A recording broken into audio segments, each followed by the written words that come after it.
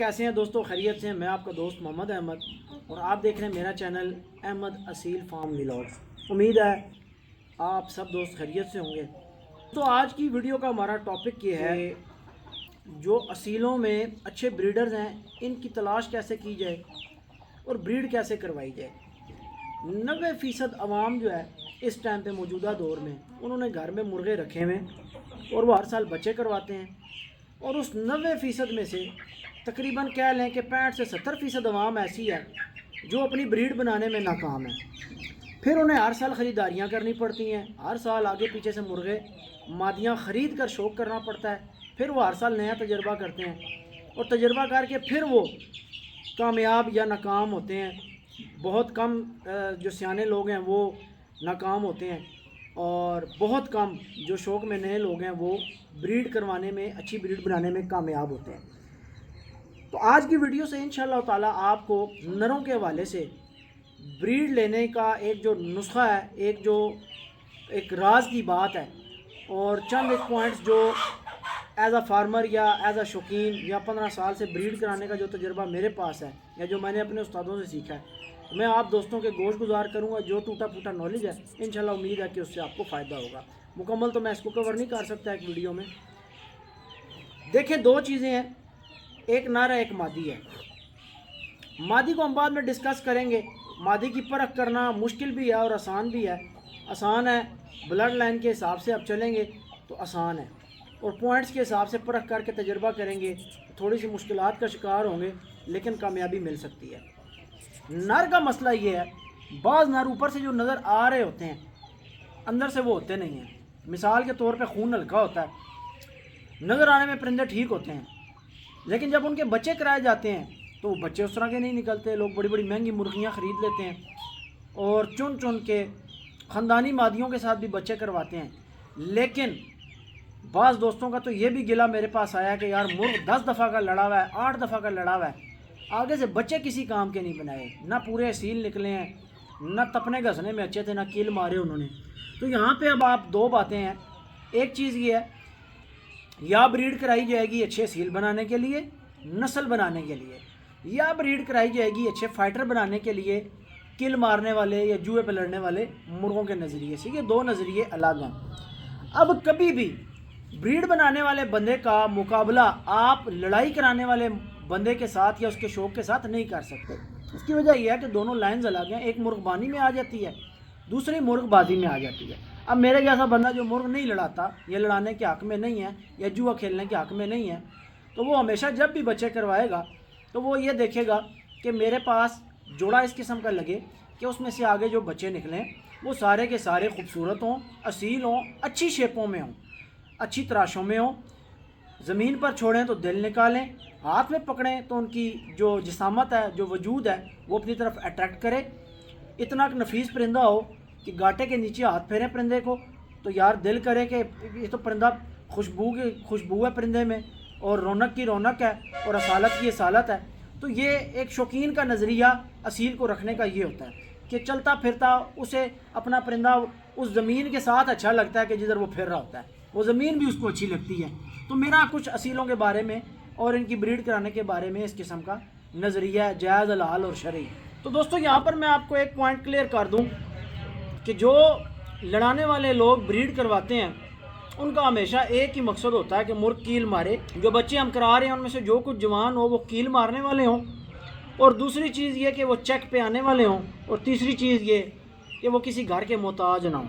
मिसाल है कि एक ही घर से लड़ने वाला मुर्ग ना हो कि टीक का मोहताज ना हो, उसे छोड़ें अगला मुर्गा जब तक सर नहीं देगा नीचे नहीं आएगा तब तक उसने ना कान से पकड़ के मारना है। जब तक मुर्ग दूसरे मुर्ग की नप नहीं करेगा, कान या गला नहीं पकड़ेगा या टीक नहीं पकड़ेगा, पकड़ नहीं करेगा, तो मुर्ग उड़ेगा नहीं। बहुत कम ऐसे मुर्ग होते हैं कि जो पीछे हट के लड़ते हैं या बगैर पकड़े उड़ते जाते हैं और अपनी गेम करते हैं, कार्रवाई डाल देते हैं अगले मुर्गे का काम। और फिर ये खुले कील की जो गेम है, इसने तो वैसे ही पाकिस्तानी असीलों का खाना ख़राब बहुत किया। इससे तो जितने पुराने आज से 25-30 साल पहले जगह जगह आपको अच्छा असील देखने को मिल जाता था, वो अभी देखने का ये जो सारा मामला डेफिशिएंसी हो गई है ना ब्रीड्स की, कि अच्छा असील देखने को नहीं मिलता, रेट्स बढ़ गए, नायाब हो गए। इसकी वजह यही है कि अच्छा असील लड़ा के मुक गया। अब जिन्होंने गेम करनी है, जिनका मकसद जुआ है, उनको कुछ तो चाहिए। जब अच्छा असील नहीं मिला तो उन्होंने कहा जो है इनको ही बेच करो। खड़दुम्मे ने कोई मसला नहीं, पत्थर ने कोई मसला नहीं, इनको ही लड़ाओ, ये लड़ेंगे, पैसा आएगा। असल इसके पीछे सारी जो फिल्म है, फनकारी है।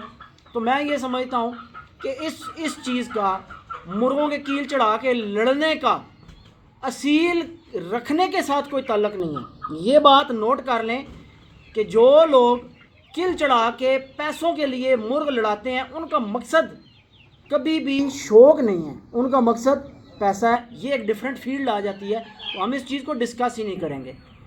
हमने उनके साथ हम कलाम होना है जिन लोगों ने असील की प्रिजर्वेशन करनी है, असील की सेफ्टी करनी है और असील की नस्ल को और खूनों को समझते हुए परिंदे बचाने का काम कर रहे हैं। वो हमारी वीडियो देखें, बाकी बंदे ना देखें। अब होता कुछ ऐसे है कि जब हम जोड़ा लगाते हैं तो ये जो 80% अवाम है जिनके दिमाग में फ़ाइट चल रही है, उन्होंने ना खड़दुमा देखना है, ना डिंगदुमा देखना है, ना उन्होंने मोटी आंखें देखनी है, ना मुर्ग की अजीबोगरीब चाल डाल देखनी है, ना असालत देखनी है। उनको कील मारने वाला चाहिए। उनको मुर्गियाँ रसदुमी भी चलेंगी, उनको कील मारने वाले चाहिए। तो अब मेरे जैसा बंदा जो है कभी भी इस किस्म के मुर्गे को हाथ में पकड़ कर देखना भी पसंद नहीं करता, ना ही ऐसे मुर्गे को अपने खुड्डे में बंद करके दाना डालना पसंद करता है। क्योंकि हम इनको असीलों की डेफिनेशन में, असील की डेफिनेशन में हम ऐसे मुर्गों को टरले समझते हैं। मैं ऐसे मुर्गे को असील नहीं समझता कि जो एक पैमाना पुराने शौकीनों ने और पुराने उस्तादों ने, वो उस्ताद, वो शौकीन जिनको असीलों की 100% समझ थी, उन्होंने जो असील का मयार कायम किया है कि असील की शेप को देखकर, पर को देखकर, बंतर को देखकर, असील की आंखों के मयार को देखकर जो एक स्टैंडर्ड हमें दिया गया है प्योरिटी को चेक करने का, या किसी भी खून के अंदर रहकर उस परिंदे की परख करने का, उस स्टैंडर्ड से जो परिंदा आउट हो गया वो जुए के काम तो आएगा। लेकिन असील की नस्ल बनाने के और जो खून है उनकी प्रिजर्वेशन के अमल में ज़रा सा भी उसका कोई किरदार नहीं होगा। इसकी मिसाल ऐसे ले लें कि एक अच्छा असील है, जैसे 90 हज़ारिया है। 90 हज़ारिया एक अच्छा असील है। इस एक असील में से डिफरेंट मादियाँ लगाकर 100 अच्छे फाइटर बनाए जा सकते हैं। हल्के खून की मादियाँ, लड़ने वाले, बच्चे लड़ाने वाली मादियाँ लगाकर ढेरों फाइटर्स निकाले जा सकते हैं। लेकिन 100 ऐसे मुर्गे कि जो असालत के पॉइंट्स को पूरे नहीं पहुंचते, जो दुम्मे उठा के रखते हैं, जिनके पत्थर हैं लंबे लंबे, जिनकी शक्लें अजीबोगरीब हैं, जो असालत के और नस्लों के मयार हैं, उनको उस स्टैंडर्ड को मीट नहीं करते, उस तरह के 100 मुर्गे रख लें और वो 100 के 100 मुर्गे 10-10 दफ़ा, 20-20 दफ़ा के विनर हों। उन सारे मुर्गों में से 100 साल में भी एक असील 90 हज़ारिये के साथ का नहीं निकाला जा सकता। अगर कोई निकाल के दिखा दे, मेरी तरफ से 1 लाख रुपए इनाम ले ले। ये थ्योरी है बेसिकली। यही सारी लॉजिक है असील को समझने की। मेरे ऊपर भी बहुत सारे दोस्तों को गिला है कि यार ये इन्होंने रखे हुए हैं तो ये फैंसी। अब असील जो बेसिकली है उसके अंदर आप खुश्क नली, चौरस, शक्लों के मयार, पल्लों का मयार, मुर्ग की चाल चलन, ये सारी चीज़ें क्यों देखते हैं आपको पता है? आप इसलिए देखते हैं, देखने में तो सारे असील नज़र आते हैं, लेकिन आप देखते इसलिए हैं कि आपको एक अच्छे असील के साथ ये निशानियां देखकर पता ये चलता है कि असील होने के साथ साथ अगर इसमें ये पॉइंट्स हैं तो ये सारे पॉइंट्स एक अच्छे फाइटर के भी होते हैं। तो लिहाजा इन पॉइंट्स को देखने का, दिखाने का मकसद ये होता है कि देखने वाला ये समझ जाए कि इस मुर्ग के पास असालत के साथ साथ बोनस पॉइंट्स भी मौजूद हैं। लिहाजा ये जो शक और एक वहम सा लोगों के दिमाग में पड़ा हुआ है ना, ये तो अलामात देख कर ही ख़त्म हो जाता है। बाकी जो खून गाढ़े करना और खून पतले करना, लड़ाई तेज़ करना और लड़ाई सुस्त हो जाना, ये आपकी ब्रीडिंग टेक्निक्स पे डिपेंडेंट होता है। ओवरऑल ये सारा पाकिस्तान का मियाँ वाली का जो ब्लड है, ये सारे ओवरऑल गैरती परिंदे हैं जो अपनी लड़ाइयाँ छोड़ जाते हैं, जो स्लो हो जाते हैं, जो कील मारना छोड़ जाते हैं।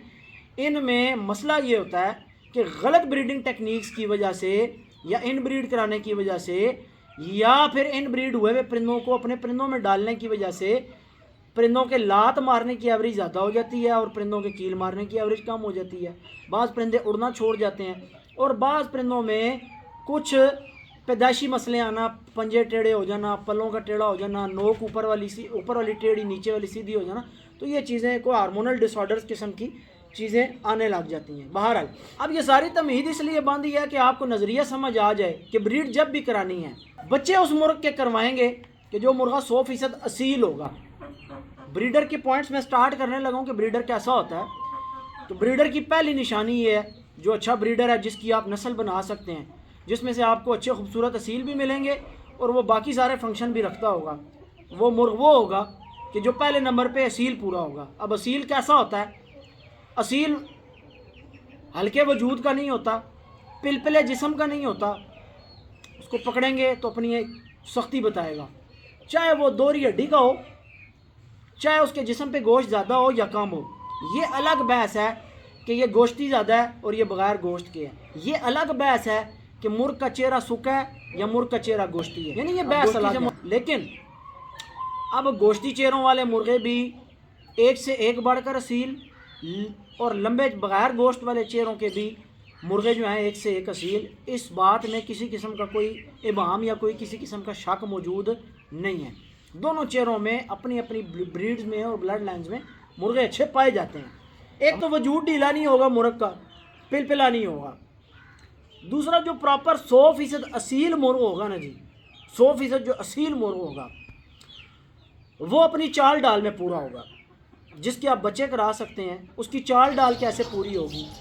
वो मुर्ग चलते हुए आपको कभी ऐसी दिस नहीं देगा, कभी ऐसा व्यू नहीं देगा आपको देख कर ये लगे कि यार इसमें असालत काम है, इसके अंदर असीलों वाली आदतें नहीं हैं। इसके अंदर देख कर कभी ऐसा महसूस नहीं होगा कि यार ये तो कुट्टरला लग रहा है। मेरा निशाना इस तरफ भी है कि खड़दुम्बे मुर्गों के भी लोग बच्चे जल्दी जल्दी नहीं करवाते, सिर्फ वो कराते हैं जिन्होंने किल मरवाने होते हैं। तो बाज़ खड़दुम्बे मुर्गे भी किल मारने वाले बच्चे बना देते हैं, लेकिन नस्ली मुर्गे उनमें से नहीं बनते। ये बात याद रखें, खड़दुम्बे का बच्चा खड़दुम्बा ही निकलेगा, खड़दुम्बे मुर्ग का बच्चा खड़दुम्बा निकलेगा, कभी भी जेरदुम नहीं निकलेगा। बात ये मुर्ग के गांड जोड़ तगड़े हो, मुर्ग की नली तगड़ी हो, चाहे चौड़ी हो चाहे बरीक हो, लेकिन मुर्ग की नली जो है वो तगड़ी हो और गीली ना हो, खपरैल ना हो। और मुर्ग की जो चाल है, मुर्ग अपने अगली उंगलियों पे चले, टेक को ज़मीन पे ना लगाए, ये मुर्ग का नखरा अदा है। ये तो चंद आदतों की बातें मैंने आपसे की। इसके अलावा जो असालत के पॉइंट्स हैं ये मेरी अपनी पसंद है, यानी मैं मुर्ग इस किस्म का पसंद करता हूँ। ये मैंने आपको बोनस पॉइंट्स पहले बता दिए हैं। ये जो आपको बता रहा हूँ कि मुर्ग के गर्दन पे ढेर सारे कुंडल बाल हों, ये एक बोनस पॉइंट है। लाजमी नहीं कि हर असील ही कुंडल बाल रखे या जिसके कुंडल बाल नहीं है वो अच्छा असील नहीं है, ऐसी बात नहीं है। जिसके कुंडल नहीं भी हैं वो भी बड़ा बड़ा अच्छा असील है, लेकिन उसके बाकी पॉइंट्स देखे जाएंगे। उसकी नोक का मयार और उसके चेहरे का बैलेंस देखा जाएगा, उसकी आँख की चमक देखी जाएगी। अब ब्रीडर मुर्गा वो होगा जिसकी आँख में मैलापन नहीं होगा, चाहे उसकी आँख सफ़ेद है, चाहे पीली है, चाहे बोस्की है, चाहे नीले रंग में है, वो किसी भी रंग में है, लेकिन उसकी आँख में आपको एक चमक मिलेगी। उसका शाइन होना ज़रूरी है। उसके हर रिंग का, उसकी आँख के हर रिंग का अपने सर्कल तक महदूद होना ज़रूरी है। ये नहीं कि उसके डोरे निकल रहे हैं, फैले हुए हैं और रेशे इस किस्म के फैल के पूरी आँख में जर्ची हो गई है या जर्द आँख हो गई है, तो ये आँखों की भी किस्म आ जाती है, बादामी, पीली, फिर जर्द, फिर जनाब जर्ची। तो जर्च आँख वो होती है जो बिल्कुल लाल है, पूरी लाल है। तो कोशिश ये की जाती है कि जो परिंदे असालत के मयार से हट के साइड पे हो जाते हैं। यानी जो एक मयार है कि परिंदा अपनी शेप में पूरा हो, अपनी बनतर में पूरा हो, आगे से चौड़ा हो, पीछे से तंग हो, पल्ले चाहे दुम के ऊपर रखे चाहे दुम के नीचे रखे, लेकिन अपने बैलेंस में मौजूद हो। अब बैलेंस कैसे समझ आएगा कि परिंदे को देखने के लिए आपको अपनी एक नज़र पैदा करनी पड़ेगी कि हर परिंदे का चेहरा, मिसाल के तौर पर बाज़ ब्रीड्स और बाज़ खून ऐसे हैं कि जिनके अंदर पीछे से जिस्म देखकर कुछ दोस्त कहते हैं यार इसके आगे अगर चेहरा लंबा होता ना तो बड़ा मज़ा आता। तो मुस्कुराने के अलावा कोई जवाब नहीं होता। क्यों? कि उसके अंदर जो खून मौजूद होता है और जो बैलेंस उसको बॉडी का उस खून से मिला होता है वो उसी गोल चेहरे की ब्लड लाइन के साथ रिलेटेड होता है।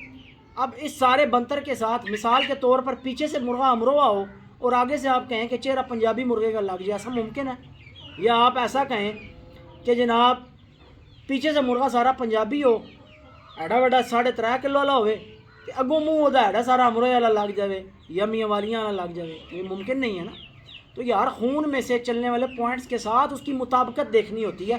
ये जो मैं बैलेंस की बात करता हूँ, ये बैलेंस क्या है कि उसकी नोक का, उसके ताज का, चेहरे का, कट का, आँख के चीरवे होने का, आँख के गोल होने का, आँख के आगे खाली जगह होने का और पलक का ऊपर नीचे से आँख को कवर करने का। ये इनका ब्रीड्स के साथ ताल्लुक़ है, खूनों के साथ ताल्लुक़ है। तो ये सारी चीज़ें हैं। फिर मैं जो चीज़ देखता हूँ ब्रीडर सेलेक्ट करने में कि ब्रीडर का हड दोहरा होना चाहिए, दोहरा हड हो, मुर्ग चौड़ा हो। मेरे जितने मुर्गे आप देखेंगे, किंग लसानी देख लें, किंग अदलका देख लें, लाखा खड़ी तख्ती वाला देख लें, हीरा देख लें, 90 हज़ारिया देख लें, सावे को देख लें, किंग लसानी का पट्ठा रत्ता देख लें, उसके बाद जनाब आप काला अदलका देख लें, ठीक है। जितने मुर्ग हैं इन सारे के सारे मुर्गों के हड आपको दोहरे मिलेंगे। और पुराने शौकीनों के नज़दीक यही जो मुर्गे का हड होता है ये मुर्गे का असल ज़ोर है। इसी ज़ोर की बेस के ऊपर मुर्ग अपना ज़ोर मनवाता है। तो एक तो हम ये समझते हैं कि ये इसी नस्ल का ज़ोर है, ये जो हड का ज़ोर है यही इस मुर्ग की नस्ल का ज़ोर है, इसके खून का ज़ोर है। मुर्गों के अंदर एक जो मिथ पाई जाती है परखने में ब्रीडर्स में, नीचे वाली हड्डी जिसको कश्ती कहा जाता है, कि पिछली दो जो हड्डियाँ होती हैं, हड्डी के जो दो मुंह होते हैं, पीछे वाली हड्डी के दुम के नीचे जोड़ होता है, बिट वाली जगह से नीचे यूं वो हड्डियाँ होती हैं और ये कश्ती है। अब ज़्यादातर इस तरह की हड्डियों वाले मुर्गे आपको 80 to 85% मिलेंगे या 90% कर लें आप। अब जिस मुर्ग की नीचे वाली हड्डी यहाँ आके पिछली हड्डियों में मिल रही है, ये मुर्ग आपको बड़ा शाजर नाजर मिलता है और लोग इसको तलाश कर रहे होते हैं छोटे मुर्गों में। तो याद रखें, ये आपको हड्डी ऐसे फिक्स हुई हुई कभी भी 2.25 किलो से नीचे के मुर्गों में नहीं मिलेगी। अगर किसी के पास कोई 3.25 किलो या इससे छोटा मुर्गा इस हड्डी में मिल जाए कि कश्ती पिछली हड्डियों में जुड़ रही है, तो मुझे दिखाएं, मैं उस भाई को 10,000 रुपये इनाम भी दूंगा, मेरे इल्म में इजाफा भी होगा। ये मेरी ऑब्जर्वेशन है और मेरी इस ऑब्जर्वेशन के नज़दीक जिस मुर्ग का सेंटर से वजूद जितना लंबा होता है, जिस मुर्ग का सेंटर से वजूद जितना लंबा होता है और उसके गंड और उसके जोड़ नीचे वाले में सुई बराबर भी जगह नहीं होती, वही मुर्ग अपनी हड्डी लंबी रखेगा। याद रखें, जिस मुर्ग की गंड में गैप आ गया या नीचे वाला जोड़ ढीला हो गया, उसकी नीचे वाली हड्डी देखने की ज़रूरत ही नहीं है। क्यों? कि नीचे वाली हड्डी सिर्फ उस मुर्ग के पीछे तक जाएगी कि जो गंड से भी ठुका हुआ होगा और जोड़ से भी पैक होगा और मन के भी उसके ऐसे जनाब फंसे हुए होंगे आपस में। यानी जितना ज़्यादा मुर्ग वेल में पूरा है, जितना ज़्यादा मुर्ग मजबूती में पूरा है। अब आपको एक और बात बता दूं कि ये जो कश्ती होती है नीचे वाली हड्डी, ये मोरा भी बताती है। कैसे? बाज़ परिंदे बीमारी की वजह से छोटे रह जाते हैं, लेकिन उनकी नस्ल जो चल रही होती है वो बड़ों में से होती है, वेल वाले मुर्गों में से होती है, और 2800-2900 ग्राम से ऊपर वाले मुर्गों में ये पॉइंट आता है नीचे वाली कश्ती का। ये कभी भी छोटे मुर्गों में आपको नहीं मिलेगा। छोटे मुर्गों की हड्डी हमेशा आपको छोटी मिलेगी। तो ये आप बेशक चेक कर लें कि जब बड़े मुर्गों में आपको हड्डी जुड़ी हुई मिलेगी, इसका मतलब ये है कि ये निशानी ही बड़े मुर्गों की है, ये अलामत ही बड़े मुर्गों की है। और लाजमी नहीं कि आप सारे के सारे 100% बड़े मुर्गे जो हैं वो बड़ी हड्डी वाले हों, उसमें चंगे माड़े का फ़र्क आ जाएगा, अच्छे बुरे का फ़र्क आ जाएगा। जो जितना अच्छा होगा, जो जितना मजबूत ठुका हुआ होगा, वो उतना ज़्यादा अपनी हड्डी को पीछे तक लेकर जाएगा। तो ये चंद एक ऐसी बारीक चीज़ें हैं जो मिसाल है कि वीडियोज़ में हम लोग डिस्कस नहीं करते, उसकी वजह ये है कि तकरीबन आवाम इस तरह की है कि जिनकी इतनी ऑब्जर्वेशन नहीं है। ये जो सियाने लोग हैं जो ब्रीड करवाते हैं, जिन्होंने मुर्ग रखे हुए हैं, जिनका एक उस्तादी शिगिर्दी वाला सिलसिला है या एक अरसा दराज हो गया शौक़ में, अब ये बातें उन सबको पता होती हैं। एक मैं अपनी नहीं, ये सारे जितने उस्ताद हज़रात होते हैं शौकीन हैं, ये सारे उनके मुशाहदात में होती हैं। लेकिन सोशल मीडिया पर अब हर बुज़ुर्ग बंदा या बड़ा बंदा या पुराना वो आकर उस तरह से वीडियोस नहीं बना सकता, या उस तरह से एडिटिंग नहीं करता, या उस तरह से पुराने लोग हैं वो इतना बोलना पसंद ही नहीं करते। वो एक उस्तादी शागिर्दी के ज़माने से गुजरे होते हैं, तो वो वही कुछ बताते हैं जो एक शागिर्द उन्होंने 150 में से एक बनाना होता है और उसको काबिल बनाना होता है, वो ओरिजिनल इल्म उसी के पास ट्रांसफ़र करते हैं। ये पुराना एक तरीक़ चलता आ रहा है, रस्में और उस्तादी, तो ये वहीं से ट्रांसफ़र होती हैं। तो हमें जो जिस तरीके से ट्रांसफ़र हुई हैं, अब सच पूछें तो हम भी जो आप दोस्तों के साथ नॉलेज शेयर करते हैं ना, तो ये कोई अपने उस्तादों से मैं कोई इजाज़त लेके यहाँ नहीं बैठ जाता। मेरा अपना एक ज़ौक़ है कि यार असीलों का एक नॉलेज जो है, इसकी जो असील ब्रीड की इतनी डोमिनेंसी है ना, इतना फैलाव है और इतना इसका वसी होना एक इसकी कैटेगरी है, यानी इसकी खूबी है, ये लोगों की समझ में आ जाए। जब ये चीज़ समझ में आ जाएगी तो लोगों को पता लग जाएगा कि इम्पोर्टेड में और पाकिस्तानी में जब समझ के हवाले से इतना बड़ा फ़र्क मौजूद है कि पाकिस्तानी ब्रीड की समझ इतना बड़ा समंदर है, तो जिस ब्रीड की समझ रखना इतना बड़ा समंदर है कि जिसमें जितना नीचे जाते जाओ और इल्म मिलता जाता है और पॉइंट्स मिलते जाते हैं और चीज़ें वसी से वसी होती जाती हैं, एक से एक ब्लड मिलता जाता है, खून मिलता जाता है, आगे से नई चीज़ बनती जाती है। तो ये लिमिटेड नहीं है, ये अनलिमिटेड है। तो अनलिमिटेड ही हमेशा कामयाबी है। तो जो लोग 2-2, 2.5, 4-4 लाख शामूस पे और थाई और बर्मी और खरदुमों पे और असीलों के मेयार से हटे हुए मुर्गों पे इतनी गर्दनों पे पैसा अपना ज़ाया करते हैं, इस सारी चीज़ का मकसद ये है कि जब लोगों को असील की अवेयरनेस आना स्टार्ट होगी तो लोगों का ध्यान इनकी तरफ आएगा और लोगों का ध्यान गलत जगह पर पैसे लगाने से हटेगा और उनको ये पता चलेगा कि यार ये सिर्फ एक मम्मी डैडी तरीक़ है गोरों की जेबें भरने का। तो लोगों के पैसे बचाना भी इसमें मकसूद है और साथ लोगों को अपनी जो हमारी ब्रीड्स हैं, हमारे पास मौजूद क्या है, हमारे पाकिस्तान में है क्या, इसके हवाले से भी अवेयरनेस होना लोगों को बड़ा ज़रूरी है। तो ब्रीडर्स के हवाले से चंद एक बातें मैंने आपके गोश गुजार की हैं। मुझे पता है इसमें बहुत कुछ रह गया है, लेकिन मेरा ख्याल है कि मोटा मोटा आपको फिर इसमें जाते जाते एक पॉइंट बता देता हूँ कि असील मैंने पहले भी बताया था कि ज़मीन पर छोड़ें और अगर 100 पॉइंट्स हैं उसको परखने के, तो 90 पॉइंट्स आपको ज़मीन पे फिरता हुआ असील बता देगा। अपनी शेप से, मुर्ग की शेप आगे से चौड़ी, पीछे से तंग होनी चाहिए। मुर्ग चाहे बंद दुम का हो चाहे खुले दुम का हो, उसका मयार पूरा होना चाहिए। अब मयार क्या है? मयार ये है कि मुर्ग यूँ ना हो पीछे से, बस मयार ये है। और अगर वो बंद दुम में है तो वो अपनी सारी पत्तियाँ सारे पर ऐसे तरतीब से बैलेंस से जोड़ के रखे अपनी असल हालत में, कि वो बताए कि हाँ मैं असील का बच्चा हूँ, मेरा एक एक पर अपने जिस्म पे सलीके से पड़ा हुआ है। और अगर वो दुम खोल के रखे, उसकी सरियाँ निकलें बीच में से, और जो बिल्कुल ठुके और बंद जोड़ों वाले और बंद कश्तियों वाले मुर्ग होते हैं, जैसे हमारा लाखा खड़ी तख्ती वाला मुर्ग था, ये मुर्ग आपको पूरी कश्तियों वाले पीछे हड्डियाँ फिक्स जिनकी होती हैं ठुके हुए, ये वो मुर्ग होते हैं कि जिनकी दुमें खुली होती हैं। ये आपको 90% मुर्ग वो मिलेंगे कि जिनकी दुम भी खुली होगी, दुम में से 2-3 पार सीधे निकलेंगे सरियाँ, बाकी सारे ऐसे शाहपार होंगे, गंड ठुकी हुई, जोड़ नीचे से बंद। अब नीचे तलवा जोड़, मुझे पता है कि ये वीडियोस देखने वाले, वीडियोस से सीखने वाले जो लोग हैं, उनको गंड जोड़ भी चेक करने नहीं आते। बहुत सारे दोस्त हैं मेरे पास, कई दोस्त ऐसे आए। एक दफ़ा इत्तफाकन, मैं नाम नहीं लेता, एक बड़ा फेमस यूट्यूबर था, मेरे पास वीडियोस बनाने के लिए आया। मैंने एक मुर्ग उसके हाथ में पकड़ाया। अब उस मुर्ग के गंड जोड़ ऐसे थे कि वो देखकर बंदे के दिल निकालता। जिन शौकीन बंदा देखे तो वो हाथ डाले, वो कहे यार ये तो बड़ी नायाब अपने वजूद के हिसाब से पीस है। उसके हाथ में मुर्ग दिया, जब देख लिया सारा कुछ, नीचे छोड़ दिया। मैंने कहा यार गंड जोड़ नहीं देखे? यार हाँ अच्छे हैं। मैंने कहा भाई ये एवं, मैंने इल्म के लिए बात पूछ ली। मैंने कहा ये जो नीचे वाला जोड़ होता है मुर्ग का, एक गंड होती है ऊपर और एक नीचे जोड़ होता है, ये जोड़ कैसे चेक किया जाता है? इसको चेक करने का तरीका क्या है? उसको जोड़ चेक करने का उस बंदे को तरीका नहीं आता था। अब आप हिसाब लगा लें। अवेयरनेस जो है, हकीकी अवेयरनेस, यानी कमेंट्स के अंदर बातें इतनी इतनी लंबी हम पढ़ते हैं, लोगों की, ऐसा सेम मेरी आईडी में ऐसा फलाना है, ऐसा फलाना है, इतनी बात कर दी, उतनी बात कर दी, लेकिन इस समंदर के अंदर गोता किसने लगाया हुआ, वो कमेंट्स पढ़ के हम सिर्फ मुस्कुरा देते हैं कि यार देखें कि नॉलेज जो हकीकी असल तौर पर ये बढ़िया मारनी आके कमेंट्स में और वीडियोस में, वो अलग बात है। लेकिन जो जेन्युइन इन चीज़ों का नॉलेज है वो सिर्फ उन लोगों को है जो सियाने हैं, या जिनके पास अच्छे मुर्ग मौजूद हैं, या जिन्होंने उस्तादी शागिर्दी से शौक़ सीखा है, जिन्होंने नेट से शौक़ नहीं सीखा।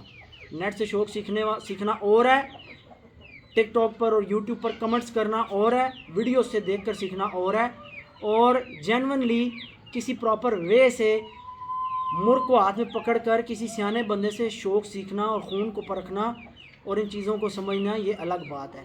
मेरी 100 वीडियोस देखें, किसी और सियाने बंदे की 100 वीडियोस देखें, ये आपको 100% कभी भी शौक़ नहीं सिखाएगा। शौक़ कैसे आता है? आज अगर मैं इतना अल्हम्दुलिल्लाह शौक़ रख के बैठा हूँ, या मुझे मुर्ग दूर से देखकर या हाथ में पकड़कर या मुर्गों की बारीकी का समझ आ जाती है मुझे, उसकी वजह यही है कि मैंने कुछ सोशल मीडिया से आकर शौक़ नहीं सीखा, मैंने उस्तादों से सीखा है, अपने उस्ताद मलिक इरफान बाबर साहब से सीखा है, और 2-4 ऐसे पक्के सियाने ठुके हुए शौकीन हैं कि जिनको हकीकी तौर पर असीलों का इल्म है, जो असील को समझते हैं। तो आप भी असीलों को सोशल मीडिया से, अभी तो खैर दौर बदल गया है, समझने के साथ साथ इनको प्रैक्टिकली जगह जगह जाकर देखें, मुर्गों को हाथ में पकड़ें, मुर्गों के वजूद चेक करना। अब बाज़ दफ़ा ऐसा होता है मुर्गा फिरता हुआ हमें समझ में आ जाता है कि हाथ में पकड़ेंगे इसका वजूद कैसा है। अब वजूद भी डिफरेंट होते हैं, बाद मुर्गों के जिस्म पे गोश्त होता है तो उनका वजूद, यानी आप ऐसे रबड़ हाथ में डालें और ऐसे खींच लें, इस तरह नहीं होता। हल्की सी लूज़ करें ना रबड़, ऐसे उंगली में डाली हुई और खींची हुई है, तो ये उन मुर्गों का वजूद है जो पूरे खिंचे हुए हैं बगैर गोश्त के। ऐसे वजूद भी मुर्गों में है। और इसी रबड़ को हल्का सा लूज़ कर दें, पूरी ना छोड़ें, तो उस तरह का जो एक उस मुर्ग के मुकाबले में थोड़ा सा कम वजूद नज़र आएगा, लेकिन वो उसकी अपनी क्लास है। तो ये चीज़ें हैं जो आपको बताए समझ नहीं आएंगी, लेकिन हाथ में पकड़े समझ आएंगी। तो इस लिहाज से ये है कि आप वीडियोस को सुनें और यहाँ से भी सीखें, लेकिन अमल से ज़िंदगी बनती है, जन्नत भी जहन्नम भी, ये खाकी अपनी फितरत में न नूरी है न नारी।